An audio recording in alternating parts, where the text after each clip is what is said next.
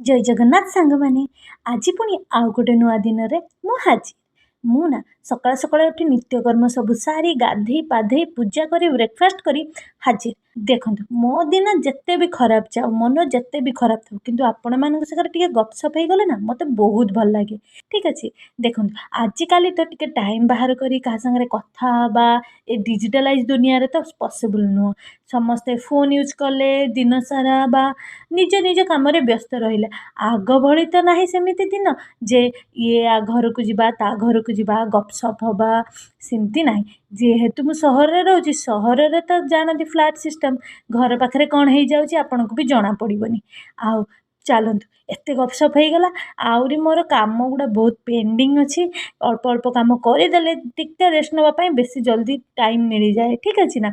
मु चलि लुगापटा बहुत पाखापाखि बाल्टीए यांकर कपड़ा गुड़ा माड़ी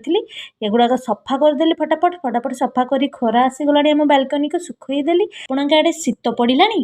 मु जो रोचे सेठी तो खरा एबे लगुच जून जुलाई भली गरम आउ खरा शीतर ना गंध ना। ठीक अच्छे एटा को कही कह एटा कार्तिक मास पड़ा छोट बेले कार्तिक मसरे एत बेलू एत ठंडा एत शीतर मो बो को देखु थाए एत ठंडारे से गरम पानी कर गाधे पाधे बालुका पूजा करुए